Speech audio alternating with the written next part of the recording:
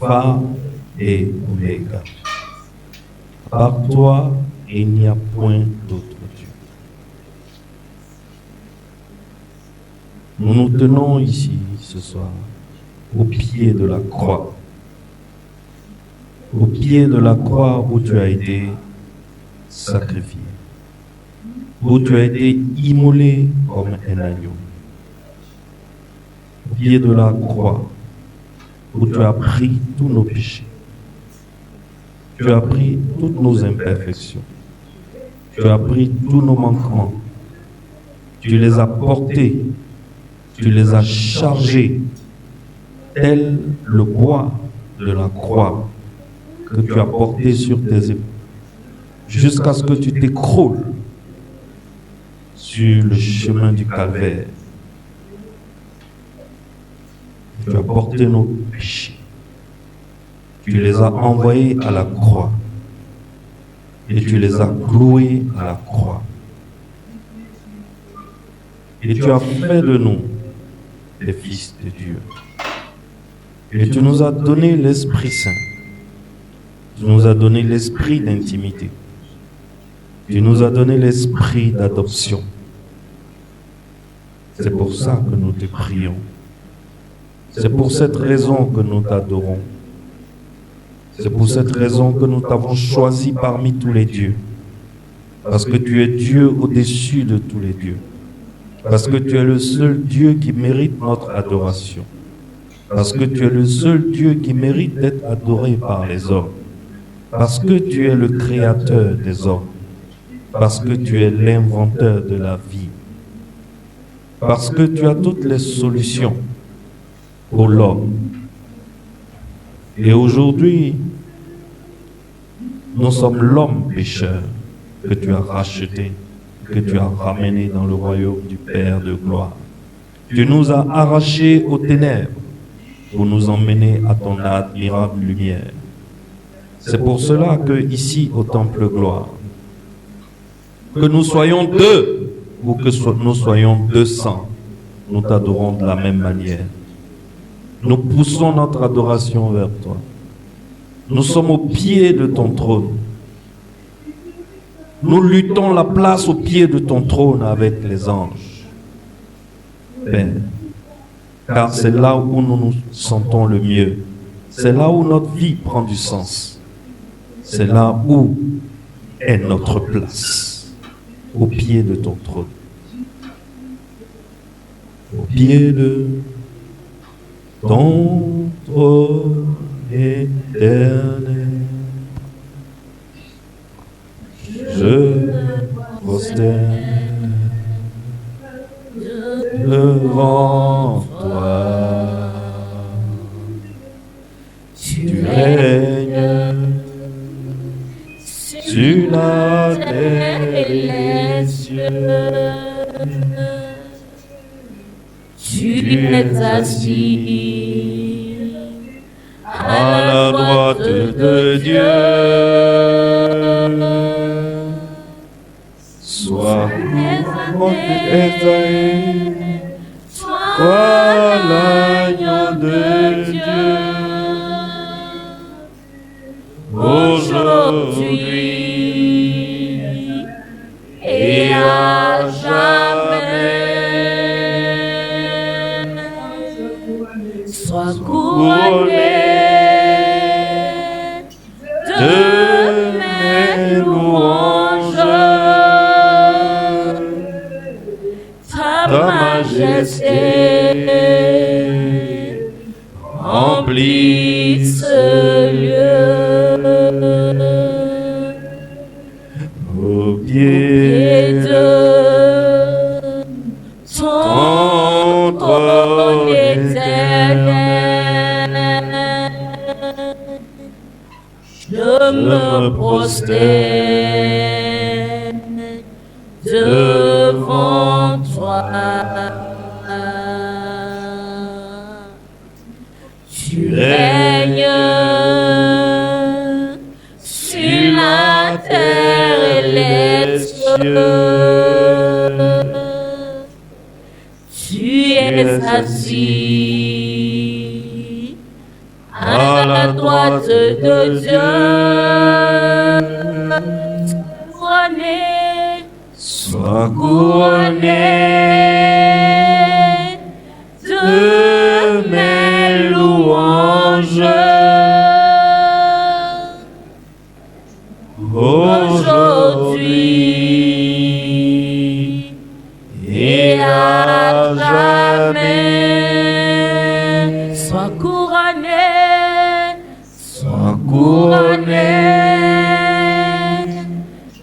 de mes louanges. Ta majesté remplit ce lieu. Ta majesté remplit ce lieu. Adore-le, adore-le, commence à l'adorer. Donne-lui ton adoration, donne-lui ton adoration. Déclare-lui ton amour, déclare-lui ton amour. Dis-lui combien tu te sens privilégié d'être son fils. Déclare-lui combien tu te sens privilégié de l'avoir comme père. Dis-lui ton amour, parle avec ton Dieu, parle avec ton Dieu. Partage avec ton Dieu ce moment d'intimité.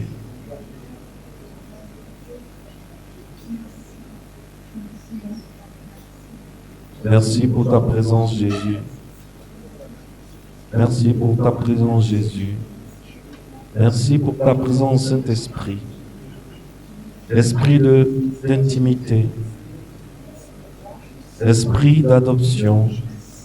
Esprit de transformation. Tu es là parmi nous ce soir. Tu es là parmi nous ce soir. Nous te sentons puissamment parmi nous ce soir.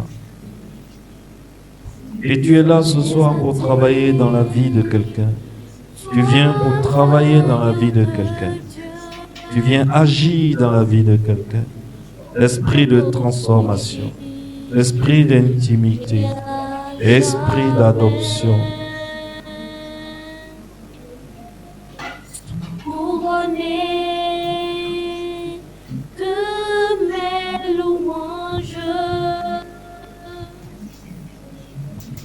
ma majesté remplit ce lieu. Ta majesté remplit ce lieu. Cette sensation de froid que tu ressens, ces poils qui se hérissent sur ta peau, c'est le Saint-Esprit. C'est le Saint-Esprit qui descend. C'est le Saint-Esprit qui t'a été promis par Jésus-Christ qui est là. Le Saint-Esprit est avec toi. Il est avec toi aujourd'hui, il est avec toi demain, il est avec toi éternellement. Le don de Dieu est parmi nous. Le don de Dieu est parmi nous. L'esprit de transformation est parmi nous. L'esprit qui fait les miracles est parmi nous. L'esprit du Dieu très haut, créateur des cieux et de la terre est parmi nous. Accueille le Saint-Esprit. Accueille l'Esprit de Dieu. Accueille l'esprit d'intimité. L'esprit qui crie à l'intérieur de nous. Abba Père. L'esprit qui crie à l'intérieur de nous. Abba Père. L'esprit qui crie l'intimité à l'intérieur de nous. Abba Père. L'esprit qui nous convainc que nous sommes fils de Dieu. Alléluia. Alléluia. Alléluia. Alléluia. Alléluia. Gloire à Jésus. Gloire à Jésus. Gloire à Jésus. Gloire à Jésus au plus haut des cieux. Gloire à Jésus. Alléluia. Amen. Ta majesté remplit ce lieu. Sa majesté remplit ce lieu. Acclame pour l'esprit de consolation. Acclame pour l'esprit de libération. Acclame pour le Saint-Esprit de Dieu. Acclame pour l'esprit de la Pentecôte. Alléluia. Alléluia. Amen. Merci d'être venu à ce culte. Nous avons commencé à parler des pôles. Mercredi 10 mai passé, nous avons vu qu'il y avait 4 tempéraments au niveau des personnes. Et nous avons décidé d'étudier les 4 tempéraments un à un. Et nous avons commencé notre étude par le tempérament de Paul, qui est le tempérament colérique. Et nous avons vu que les pôles, ce sont des personnes dont qu'on peut définir le caractère et le tempérament par des lettres en D, n'est-ce pas? On a vu que les pôles sont des personnes déterminées.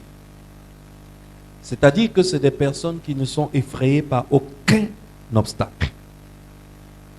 Si un pôle décide de faire quelque chose, quel que soit l'obstacle que les gens vont mettre sur la route, si Satan veut, Satan même n'a qu'à descendre pour venir lui barrer la route. Un pôle, quand il a décidé de faire quelque chose, il fera la chose. C'est comme ça ils sont déterminés.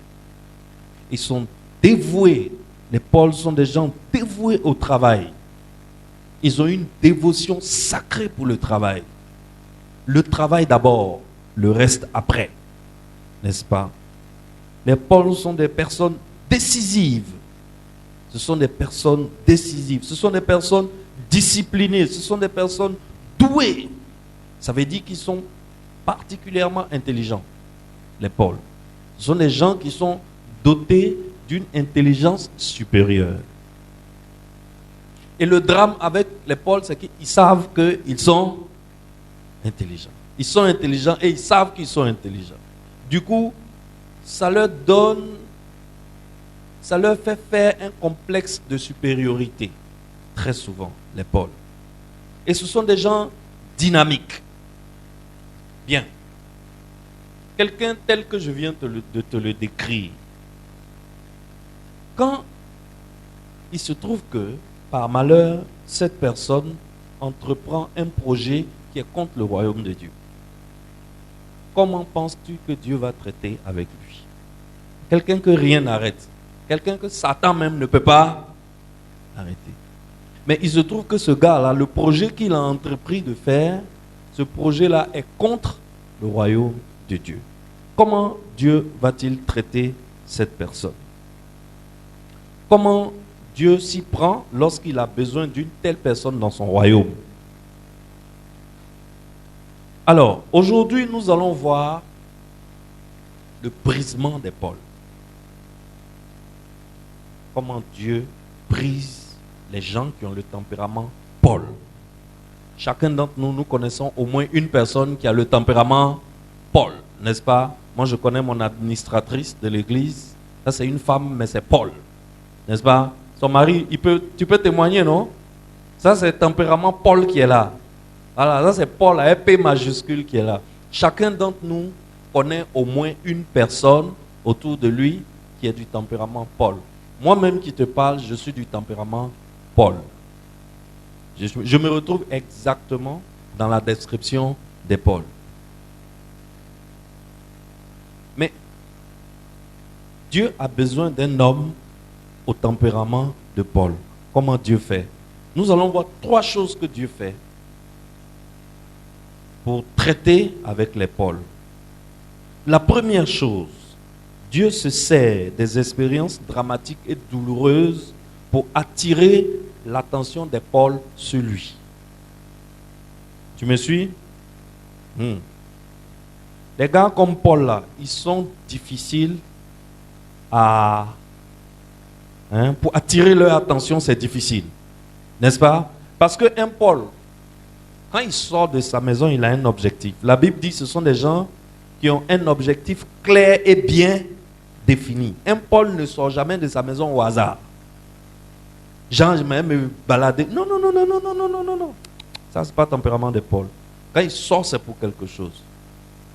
Et ce genre de personne, lorsque Dieu veut traiter avec elle, lorsque l'heure de Dieu a sonné pour appeler une telle personne dans sa maison, pour appeler une telle personne dans son royaume, Dieu va se servir d'expériences ou bien d'événements dramatiques et très douloureux pour frapper cette personne afin que cette personne, au fond, en plein milieu de sa traversée, commence à jeter un œil sur Dieu.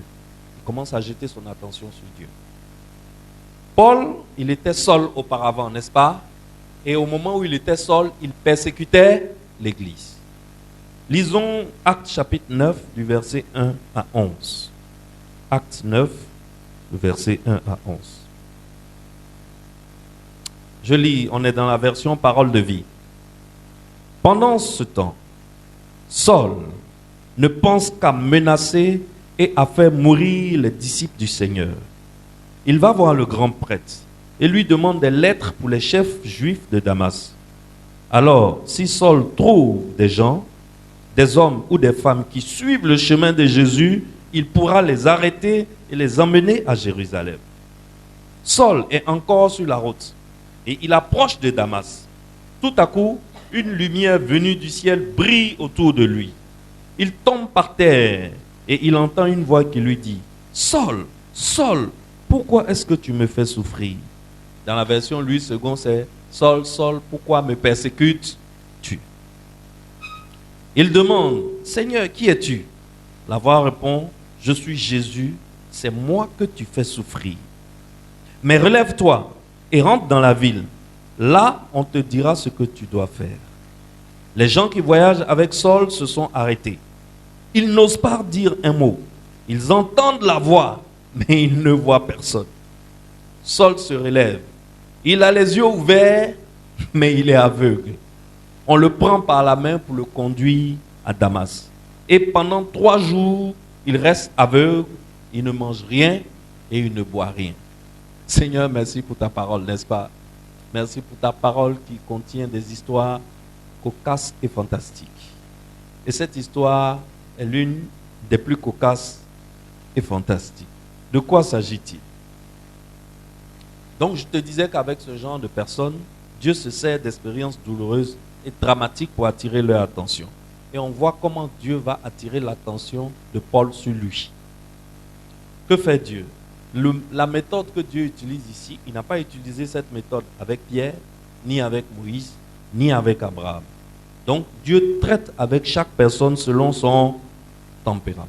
Ici, Paul avait un ordre de mission. Amen. Qui lui avait été signé par les hauts sacrificateurs de l'État pour aller persécuter, emprisonner, voire lapider à mort tous ceux qui suivent le chemin de Jésus. C'est-à-dire que tous ceux qui pratiquent la foi chrétienne. Souviens-toi que les Pauls sont des gens qui ont une forte dévotion pour le travail. Quand ils ont une direction claire et bien définie, rien ne peut les dissuader d'atteindre leurs objectifs. Alors ici, la mission que Paul a n'est pas une mission intéressante. Sa mission consiste à persécuter l'Église, à emmener des hommes, à les faire battre, à les faire mettre en prison. Des hommes dont la seule faute, c'est d'avoir adoré Jésus-Christ. Donc, ce n'est pas intéressant. Mais, qu'est-ce qui peut dissuader un tel homme? Qu'est-ce qui peut arrêter un tel homme? Personne ne peut arrêter un tel homme. Le ciel seul peut faire quelque chose contre cet homme. Voilà donc ce qui va se passer. Paul, il est sur la route de Damas. Il allait persécuter les chrétiens. Et puis, il reçoit un atcholet. C'est qu'on charge comme ça. Là. On charge. Quand c'est rempli, quand on envoie, celui qui prend, il ne se lève plus. N'est-ce pas? C'est atcholet, on appelait ça, non? Hein? Nous, quand on était petits, on appelait ça djagavoum. C'est-à-dire quand ça passe, quand on vend même là, ça peut te faire tomber. Paul, il est sur la route de Damas et puis il reçoit un djagavoum au milieu de son crâne. Tu entends, wapam. Le gars, il est par terre. Le coup est tellement puissant qu'il y a flash autour de lui. La Bible dit qu'il y a une lumière qui était autour de lui. Cette lumière, c'est flash. Tu vois, quand on te gifle souvent vers œil, là. Tu vois, non? Quand la main prend vers œil, là. Tu vois, ça flash un peu, non? Ça flash. Voilà. Il a eu un coup. Comme ça, sur la tête. Et pendant qu'il est à terre là-bas, Il tente de reprendre son souffle et il essaie d'ouvrir les yeux. Et il ouvre les yeux, mais il ne voit rien. C'est comme s'il y avait un court-circuit dans son système électrique. Et il entend la voix qui lui demande, en plein court-circuit, « Saul, Saul, pourquoi est-ce que tu me fais souffrir ?» Il demande, « Mais Seigneur, qui es-tu » La voix répond, « Je suis Jésus. C'est moi que tu fais souffrir. Mais relève-toi, rentre dans la ville et on te dira ce que tu dois faire. » Donc, comme tu peux le constater, il a fallu l'intervention du ciel en direct pour interrompre le fâcheux projet de monsieur Saul. N'est-ce pas? À Abidjan, les enfants disent, Paul, c'est l'homme aussi, hein? Ou bien, c'est l'homme aussi. Pour convertir les gars qui ont le comportement de Paul, pour convertir, pour démarrer une œuvre de transformation dans leur vie, très souvent, il faut Dieu lui-même. Il faut Dieu lui-même. Et c'est un cas d'étude très intéressant. Voilà quelqu'un qui est très indépendant, quelqu'un d'obstiné, d'orgueilleux, d'arrogant, de suffisant, pendant que je le décris. Toi-même, tu vois, si tu es dedans. Bon, moi, je suis dedans. Moi-même qui parle, je suis dedans. Ça me concerne. N'est-ce pas? Quelqu'un qui est imbu de lui-même et qui est fier comme un coq. Le voilà qui se retrouve dans une situation où il a besoin des gens pour le prendre par la main, pour le conduire, pour entrer dans une ville. En fait, ce que Dieu est en train de faire, c'est que Dieu est en train de mettre potasse sur Paul. C'est-à-dire, tu vois, quand une viande est dure et puis ça ne veut pas cuire vite, là, on met quoi dessus? On met un peu de potasse et ça cuit vite. Dieu est en train de mettre potasse sur le tempérament de Paul pour le ramollir. Dieu est en train de faire un travail de brisement dans la vie de Paul. Il est en train de casser la suffisance de Paul. Dieu est en train de briser l'orgueil de Paul. Et voilà Paul le téméraire qui ne peut même plus marcher tout seul. On le guide. Il a les yeux ouverts mais il ne voit pas. C'est une leçon d'humilité que Dieu est en train de lui donner. Alors si tu es Paul et que habituellement tu te comportes comme quelqu'un qui pense qu'il est arrivé, parce que selon toi, où tu es arrivé là, tu n'as plus besoin de rien et tu n'as besoin de personne. En fait, même Dieu, tu penses que tu n'as même plus besoin de Dieu. Et tu penses que tu es libre de faire ce que tu veux faire. Cher ami, je viens te prévenir ce soir, il faut t'apprêter. Il faut t'apprêter. Tu vois ce qui se passe avec Paul, n'est-ce pas? Parce que quand ça sera le temps de Dieu d'attirer ton attention sur lui, il ne va pas t'envoyer une simple prédication. Il ne va pas t'envoyer un petit message, quelqu'un qui va taper à ta porte, coco, Jésus t'aime. Non, pour toi là, ça ne sera pas comme ça. Il va attirer ton attention en te brisant, en te frappant, en te chicotant normalement. Il va te toucher au point où tu regardes toi-même ta vie et puis tu as vertige. Tu dis, que m'arrive-t-il? C'est de cette façon que Dieu a attiré l'attention de la plupart des gens qui ont le comportement colérique, qui ont le comportement de Paul. Et il y a plusieurs cas comme ça dans la Bible et même dans la vie d'aujourd'hui. Moi-même qui te parle là, c'est comme ça que Dieu m'a ramené. C'est comme ça que Dieu m'a ramené. J'étais orgueilleux, j'étais fier de moi-même. J'étais fier de moi-même parce que j'avais fait des études brillantes. Je n'ai pratiquement jamais repris une classe 2 fois jusqu'à l'université. Partout, dans n'importe quel milieu où j'allais, on me remarquait tout de suite. On trouvait que c'était un garçon brillant, qui avait le verbe haut, le vocabulaire riche. On m'acceptait partout. J'avais beaucoup de succès avec la gente féminine. Et les jeunes dames me papillonnaient autour comme des mouches. Et dans la vie aussi, je gagnais assez d'argent pour être quand même quelqu'un d'un certain niveau social. Et ça m'est monté à la tête. Et j'étais devenu un Paul.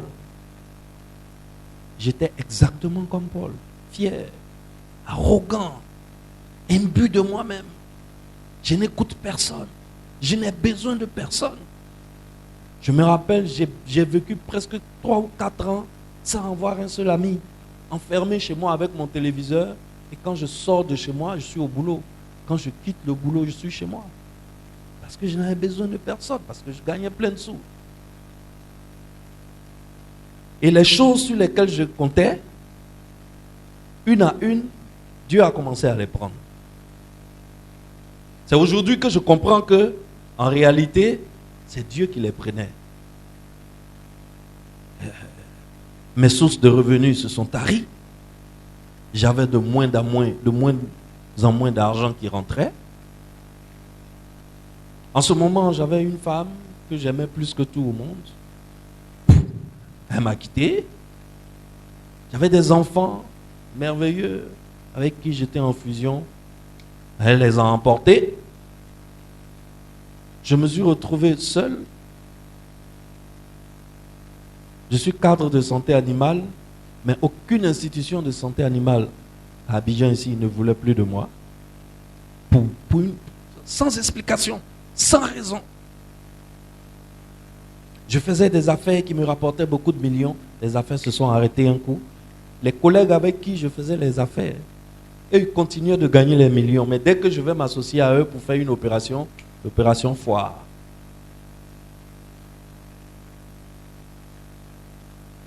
Jusqu'à ce que je ne puisse même plus avoir un toit sur la tête. Un matin, le propriétaire de ma maison où je dormais, pour 3 mois de loyer, il est venu jeudi, il dit je veux ma clé dimanche. J'ai trouvé les 3 mois de loyer, je suis allé lui donner. Il dit il faut prendre, va louer maison ailleurs, je ne veux plus de toi chez moi. Mon orgueil a pris un coup. Dieu était en train de me donner des leçons d'humilité. Et quand le terrain est préparé comme ça, que la leçon commence à rentrer, en ce moment, qu'est-ce qu'il fait? Il va te mettre en contact avec Christ. Et c'est pendant cette période qu'un jour, je passais devant la maison de la destinée et quelque chose m'est arrivé qui ne m'était jamais arrivé. Une voix m'a parlé sans que je n'entende le son de la voix. C'est un message qui s'est inscrit en moi. Le message m'a dit, rentre ici. Rentre ici et tu trouveras ce que tu cherches. Et aujourd'hui, on va dire 8 ans plus tard, je suis pasteur à la maison de la destinée. Est-ce que tu vois comment Dieu procède avec les gens qui ont le comportement de Paul? Alors, parfois, il vaut mieux accepter calmement, doucement, recevoir Christ doucement, calmement quand on te le présente, que d'attendre que l'heure de Dieu sonne pour que tu sois brisé. Parce que briser, là, je te préviens, c'est pas doux. C'est pas doux. Il y a des fois où tu as envie de te suicider. Il faut dire le mot comme il est. Je te dis la vérité. Et il y a des gens aujourd'hui, quand je les entends parler, j'ai pitié. Parce qu'ils parlent comme s'ils étaient capables. La Bible dit, Jésus dit, est-ce que tu es capable de rendre un seul de tes cheveux blancs? Est-ce que tu es capable de changer la couleur d'un seul de tes cheveux de noir en blanc? Il y a des gens, ils parlent comme si Dieu était parti prendre la permission chez eux pour créer la terre. Et parfois, ils ne se rendent même pas compte. Quand l'heure de Dieu va sonner, une simple révélation de la parole ne va pas suffire pour toi. Il y a un couloir là où Dieu va t'emmener. Dieu, il a l'art d'emmener l'homme quand il a besoin de toi. Il va t'emmener dans un couloir, tu vas apprécier. Je te dis la vérité. Tu vas déguster. Tu vas déguster. Et quand tu seras dans ce couloir, c'est toi-même qui vas dire, Seigneur, si tu me sors de cette situation, je vais te dévouer toute ma vie. Et après, ce sont les gars comme ça qui courent après les prophètes. N'est-ce pas? Courent après les prophètes. Excellent, c'est ce que Dieu a fait à Paul.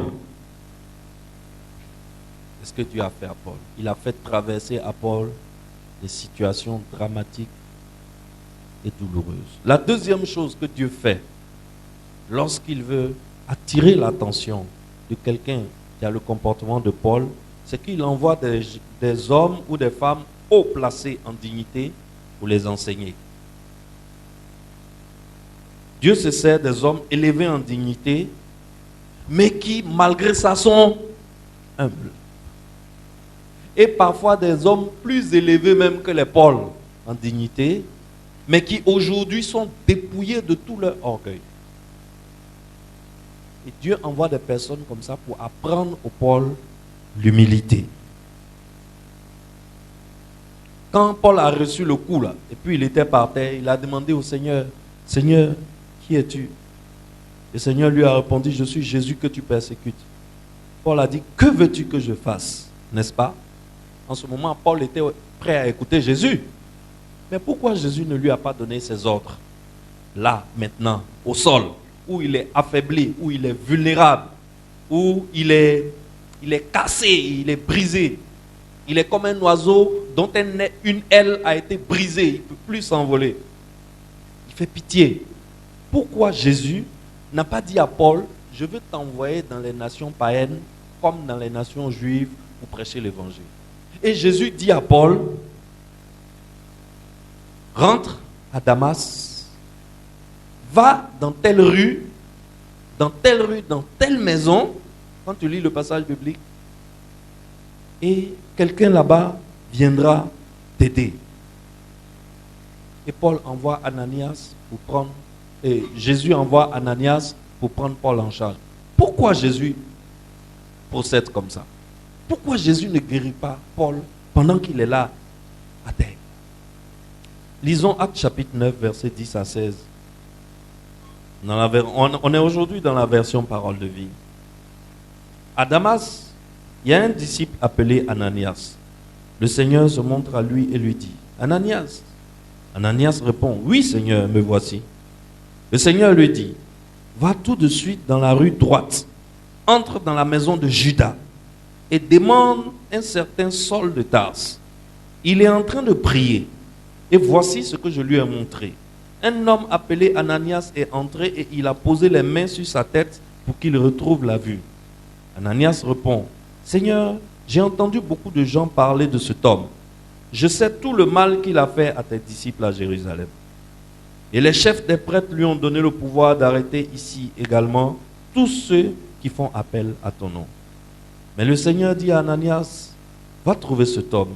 Je l'ai choisi et je vais me servir de lui. Il fera connaître mon nom au peuple étranger et à leur roi et aussi au peuple d'Israël. Je lui montrerai moi-même tout ce qu'il doit souffrir à cause de mon nom. Voilà la méthode que Dieu utilise. Il préfère passer par Ananias pour parler à Paul. Pourquoi Ananias? Pourquoi Dieu envoie quelqu'un comme Ananias pour donner ses ordres à Paul, alors que Paul est déjà KO? Tu vois, quand Dieu fait traverser à un Paul, à quelqu'un qui a un comportement Paul, quand Dieu lui fait traverser une expérience douloureuse, il ne dirige pas n'importe qui vers lui. Parce que Dieu connaît les Pauls. Les Pauls sont des gens fiers, suffisants, arrogants et remplis de certitudes. Les Pauls en général sont des gens très très intelligents. Et ils savent qu'ils sont intelligents. Donc comme le gars sait qu'il est intelligent, il est un peu gonflé. N'est-ce pas? Donc en général, les Pauls sont des gens d'un certain niveau social. Parce qu'ils sont intelligents, donc ils s'en sortent dans la vie. Ils atteignent un certain niveau social. Et ils ont des raisonnements logiques. C'est ce qu'on appelle en Côte d'Ivoire ici un grand type. En général, les Pauls, les gens qui ont les comportements Paul, en général, c'est des grands types. Et ils ne sont pas faciles à convaincre. Pour les convaincre, il faut quelqu'un qui a le même rang social que lui, ou bien qui a un rang social plus élevé que lui. Alors, Ananias, qui est-il? Et pourquoi c'est lui que Dieu envoie vers Paul? Ananias était aussi quelqu'un d'un rang social élevé. Son rang social était aussi élevé. Vous savez que Paul, il était docteur de la loi, n'est-ce pas? Un érudit. Si c'était aujourd'hui, Paul, il serait avocat. Un grand avocat. Avocat ou magistrat. C'est ce que Paul serait aujourd'hui. Un procureur. Pas n'importe quel procureur. Un procureur de haut rang. Donc, ce n'est pas par hasard que Jésus dit à Paul, va dans telle rue, dans telle maison. En même temps qu'il dit à Paul, va dans telle rue, dans telle maison, en ce même moment, il dit à Ananias, va dans telle rue, dans telle maison, demande d'après un sol de tasse. Parce que ce que Paul a là, Ananias aussi a ça. L'éducation que Paul a, Ananias aussi l'a. Les diplômes que Paul a, Ananias aussi a ça, voire plus que Paul. Le niveau de langue, le niveau de français que Paul parle, auquel il est habitué. Si tu lui envoies quelqu'un qui a un niveau de langue plus bas, il ne va pas considérer la personne, il va snober la personne. Mais Paul se retrouve en face d'un gars qui a un niveau de langue aussi élevé que pour lui, voire mieux que pour lui. Alors, quand quelqu'un comme Ananias, il fait asseoir Paul pour lui donner conseil, les conseils là, ça va rentrer ou bien ça ne va pas rentrer? Ça va rentrer. Si c'était à Abidjan ici, peut-être Paul, il a fait son bac au lycée classique d'Abidjan. Ananias, lui, il a fait son bac à Blaise Pascal, au lycée français. Tu vois? Et peut-être que Paul a fait son doctorat de droit à Dakar. Ananias, lui, il a fait son droit. Il est professeur titulaire de droit au Canada. Tu vois? Alors, un gars comme ça, s'il fait asseoir Paul et puis il lui dit, frère, tout ce que tu es en train de faire là, nous aussi on a fait ça. Mais on n'a rien eu dedans jusqu'à ce qu'on rencontre le Seigneur Jésus. Et quand j'ai rencontré le Seigneur Jésus, ça a transformé ma vie. Aujourd'hui, c'est ton tour de rencontrer le Seigneur Jésus. C'est un Dieu merveilleux et tu ne vas pas regretter de le servir. Et Ananias donne son témoignage à Paul. Bon, là, est-ce que Paul peut se braquer encore? Est-ce que Paul peut se braquer encore?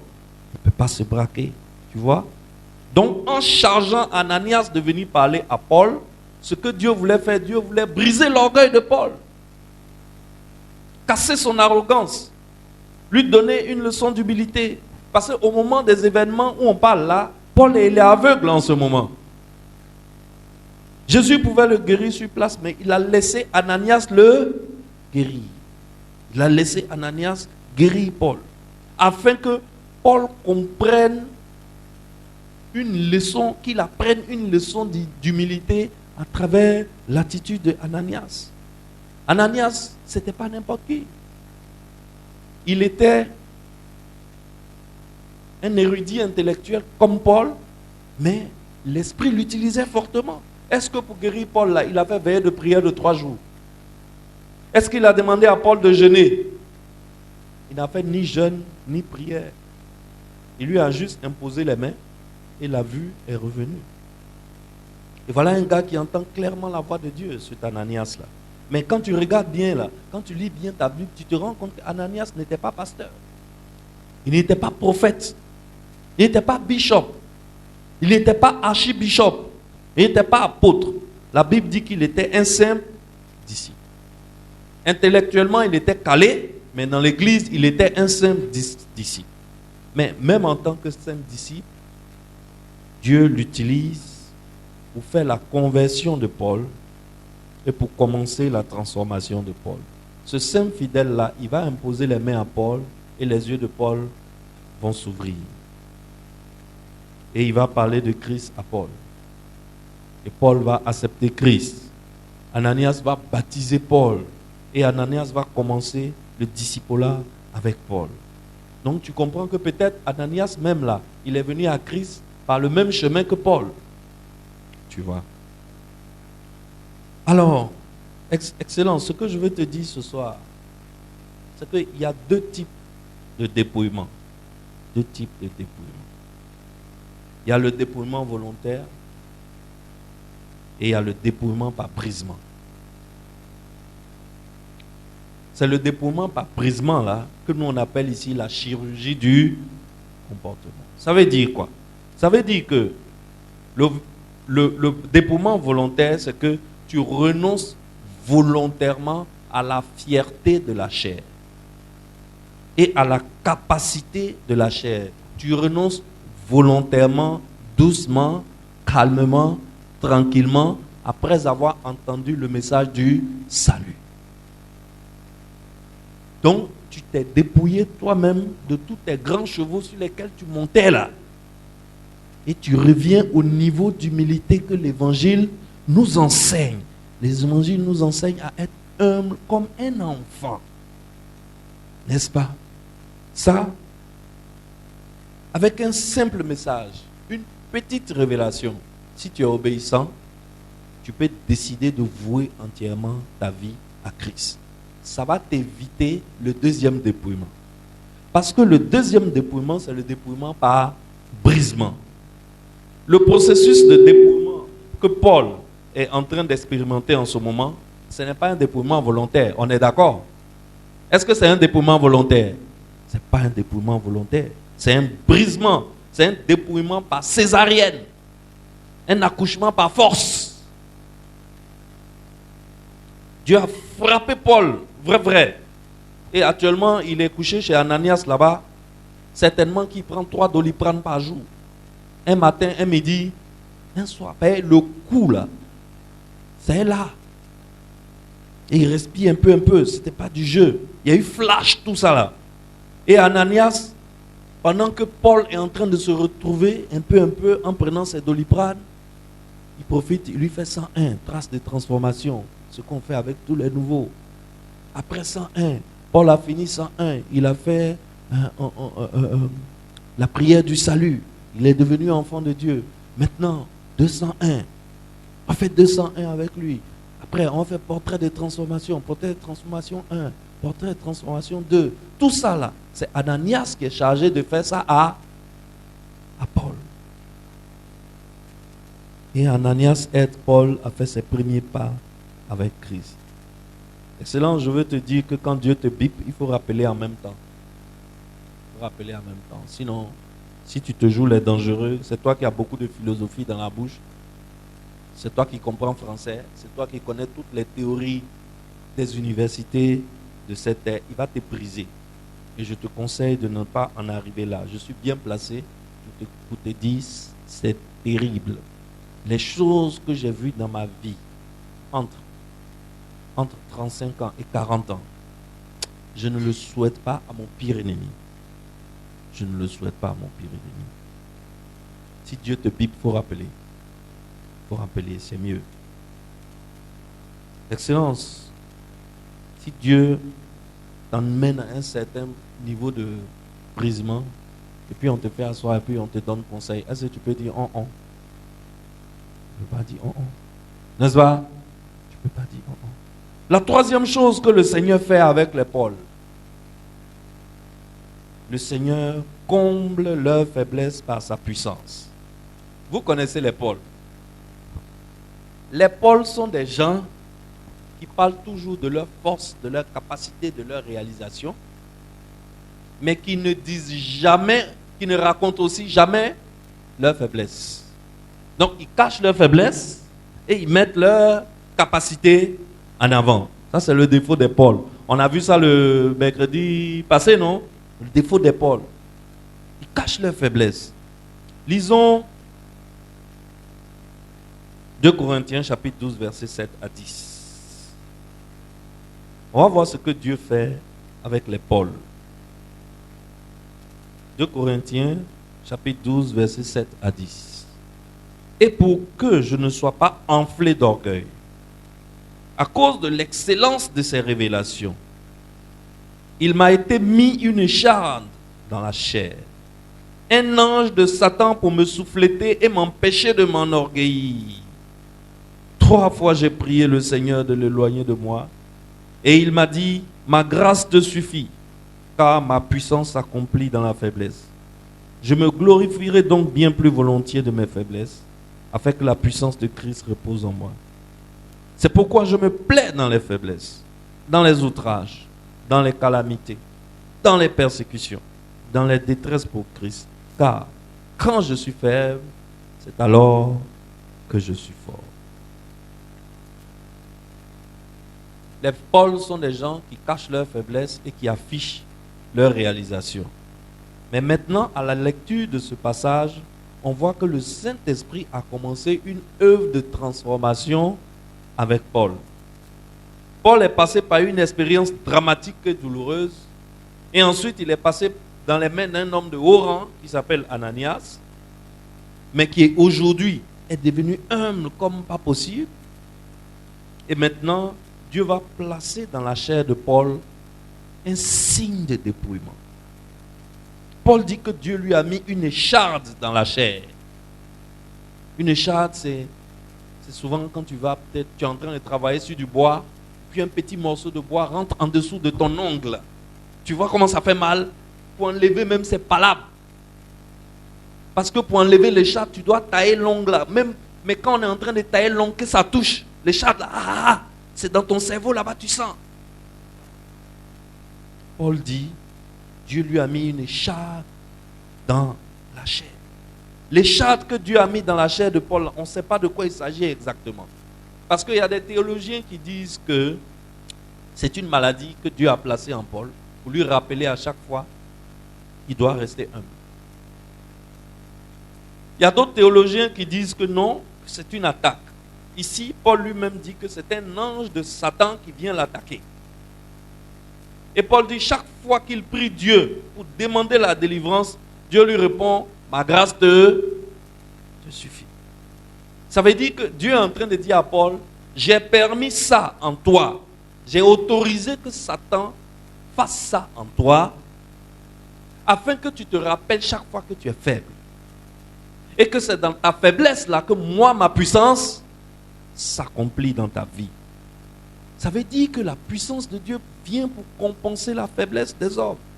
En d'autres termes, ça veut dire que Dieu autorise qu'une faiblesse vienne en toi et il te demande, est-ce que maintenant tu reconnais que tu es faible? Quand tu dis oui, il dit bon, donne-moi ta faiblesse et échange ta faiblesse avec ma puissance. Mais ce qui se passe, c'est que la faiblesse là est toujours dans ta vie. Il ne l'enlève pas. Mais la puissance de Dieu aussi est toujours à ta disposition. Ça te permet de ne pas oublier que tu dois toujours compter sur Dieu. Parce que pour que ta faiblesse puisse être compensée par la puissance de Dieu, tu dois entièrement dépendre de Dieu comme Paul. Paul était obligé de dépendre entièrement de Dieu parce qu'il y a une écharde dans sa chair.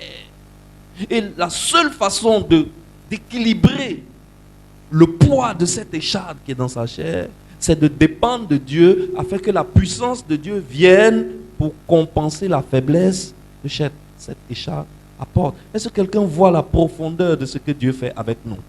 Est-ce que quelqu'un voit? C'est pour ça qu'il y a des choses qui arrivent dans ta vie, c'est Dieu qui a autorisé Satan à le faire.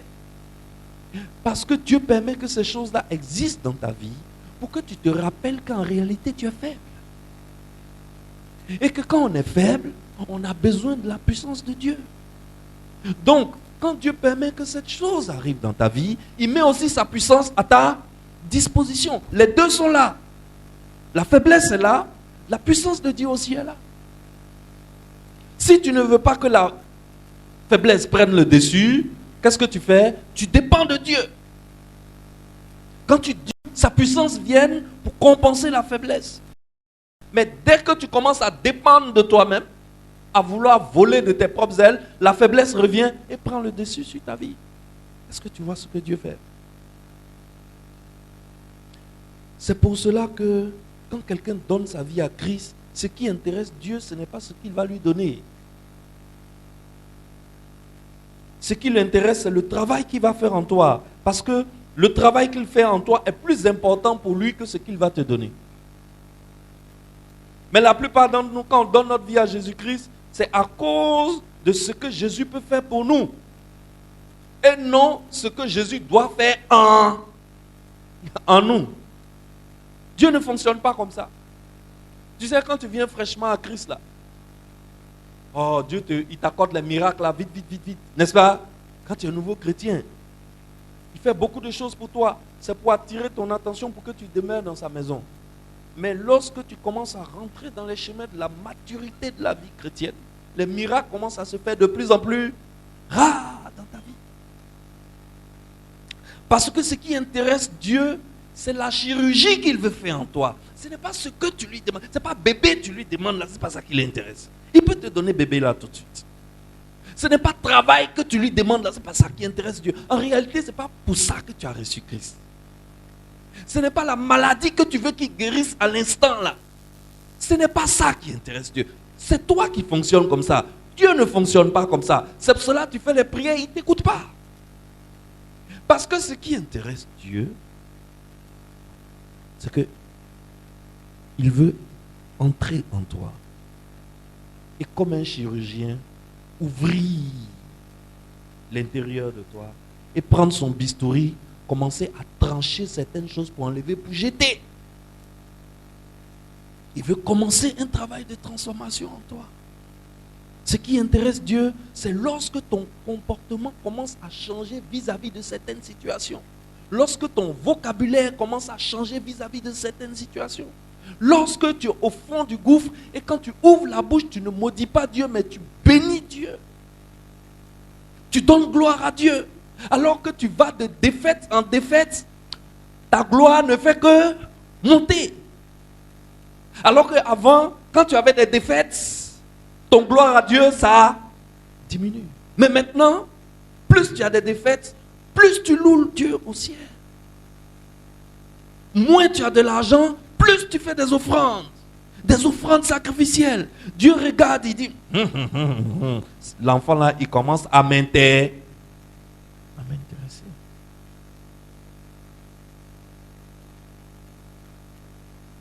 Excellence, Dieu a fait la même chose avec Jacob. Il a laissé un indicateur de faiblesse dans la vie de Jacob. De la même façon, l'écharde qui était dans la vie de Paul était un indicateur de faiblesse pour rappeler à Paul que, mon ami, tu te gonfles là, descends, tu es faible. C'est de moi que tu as besoin.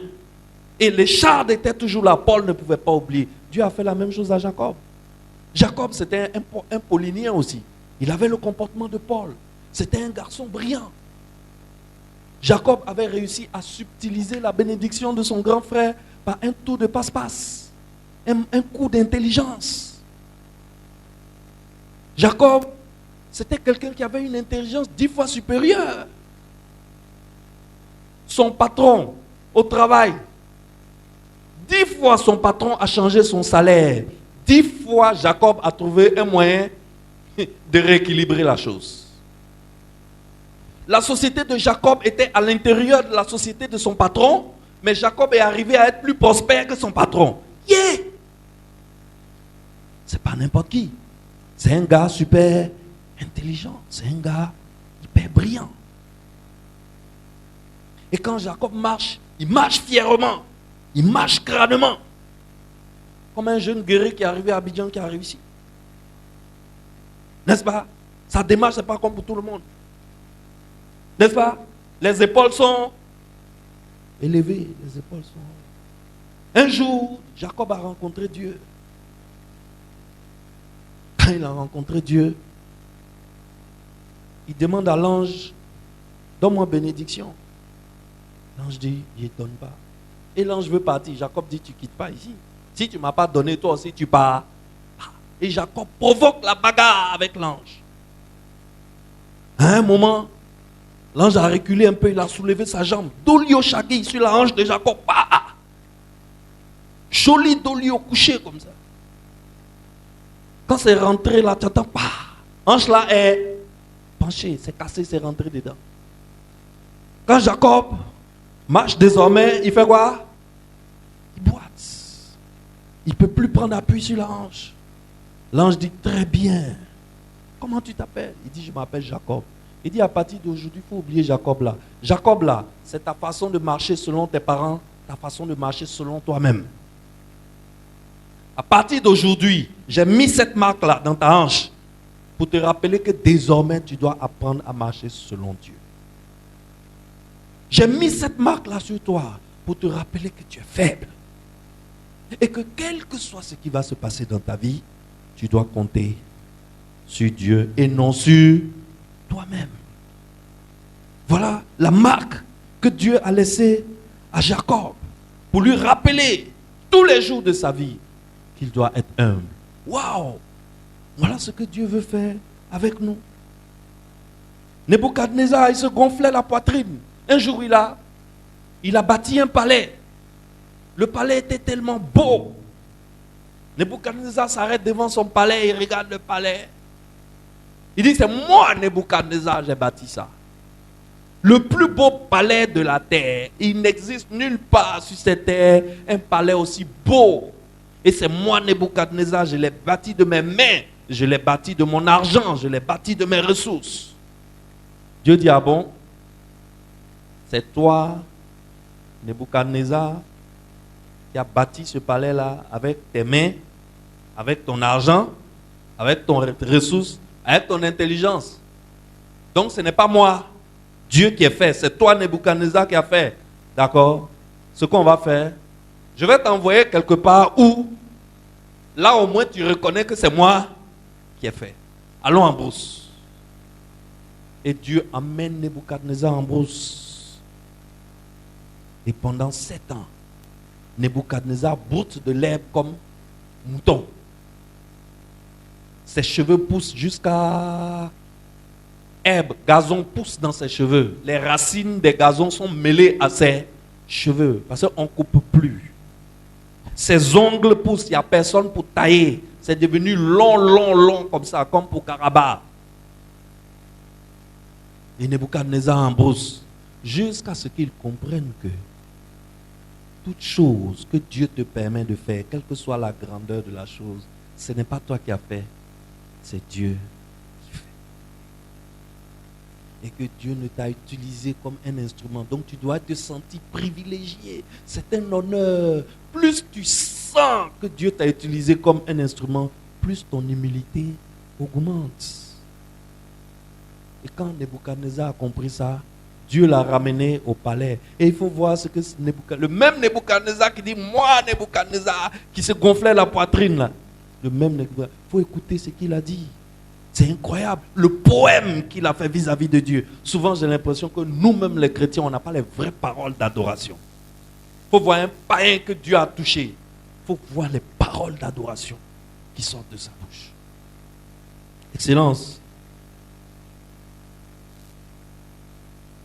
Paul dit, il porte les marques de Christ sur son corps. Aujourd'hui, quelles sont les marques que nous portons sur notre corps? Aujourd'hui, les marques que nous portons sur notre corps, j'ai implanté 50 églises. Je côtoie tel chef d'État, tel chef d'État, tel chef d'État, c'est mon ami. Dans mon passeport, il y a le visa de tel nombre de pays. J'ai acheté telle voiture, telle voiture, telle voiture, telle voiture. Ça est dans mon parking. Si les marques qui sont sur notre corps aujourd'hui dans le ministère, on est gonflé. On ne peut plus avoir accès à toi. Ton protocole est fermé.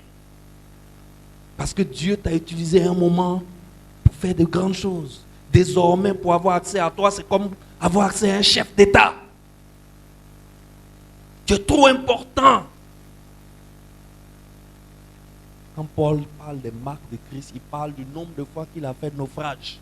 Il parle du nombre de fois qu'on l'a chicoté après une évangélisation. Il parle du nombre de fois qu'on l'a jeté en prison parce qu'il est allé évangéliser. Il parle du nombre de fois où il a dormi le ventre vide parce qu'il est parti évangéliser, il n'y a personne pour le recevoir. Il parle du nombre de fois où on l'a persécuté. C'est ça que Paul appelle les marques de Christ sur son corps. Voici Paul qui n'avait pas reçu Christ. Et voici Paul qui a reçu Christ. On est en face désormais de deux Paul. Lequel es-tu?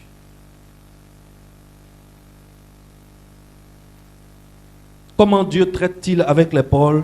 Il se sert des expériences dramatiques et douloureuses pour attirer leur attention sur lui. Dieu envoie des hommes haut placés en dignité pour enseigner les Paul. Et le Seigneur comble les faiblesses de Paul par sa puissance. Un Paul non brisé, il cache ses faiblesses. Il est pasteur, il prêche comme si lui ne pêche jamais. C'est lui, il accuse les gens. C'est lui, il tense les gens. C'est lui, il est trop saint. C'est lui, il est trop pur. Il ne tombe jamais malade. Quand lui tombe malade, il ne boit pas de médicaments.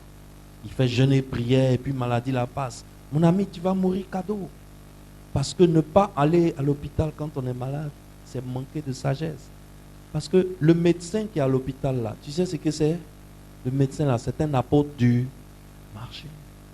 C'est Dieu qui l'a placé là-bas pour maximiser l'impact de son royaume en te soignant. En te soignant. Alors, il est mieux de reconnaître sa faiblesse et de soupirer après la puissance de Dieu. Un Paul non brisé, sa puissance vient de lui-même. Mais un Paul brisé, sa puissance vient de qui? La puissance vient de Dieu. Excellence, retiens ceci. Si tu as tout oublié, retiens ceci. Un homme qui reconnaît sa faiblesse et qui reçoit la puissance de Dieu, il est 1000 fois plus fort qu'un homme qui n'a pas de faiblesse. Et comme il n'a pas de faiblesse, il n'a pas besoin de la puissance de Dieu. Est-ce que tu comprends ça? Il est mieux d'être un homme qui reconnaît ses faiblesses et qui va vers Dieu pour que Dieu t'envoie sa puissance pour compenser ta faiblesse, que d'être un homme qui a les épaules soulevées et qui dit qu'il n'a aucune faiblesse, alors que tout le monde sait que tu as des faiblesses, mais tu les caches. Mais si tu dis que tu n'as aucune faiblesse, si tu te présentes comme un homme qui n'a aucune faiblesse, c'est que tu n'as pas besoin de la puissance de Dieu. Le faible qui a accepté la puissance de Dieu, il est 1000 fois plus fort que toi. Il gagnera toujours devant toi. Il passera toujours devant toi. Tu ne comprendras jamais comment ça se passe, mais tu seras toujours le dernier de la classe. Lui sera toujours le premier de la classe. Parce qu'il a avec lui une puissance démesurée qu'on appelle la puissance de Dieu. Acclame pour Dieu. Acclame pour ce Dieu qui nous donne sa puissance. Acclame pour ce Dieu qui nous propose sa puissance lorsque nous sommes dans la faiblesse. Acclame pour ce Dieu qui compense nos faiblesses avec sa puissance. Alléluia.